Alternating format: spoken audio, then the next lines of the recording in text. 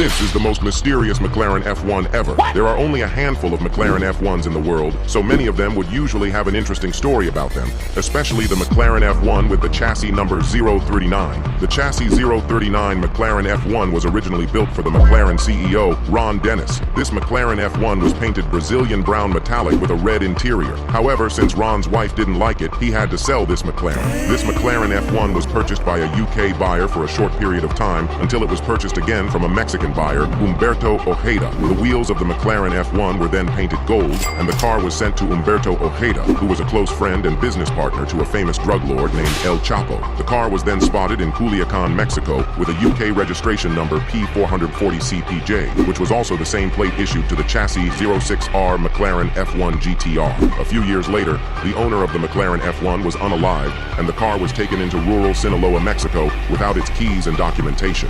And that's how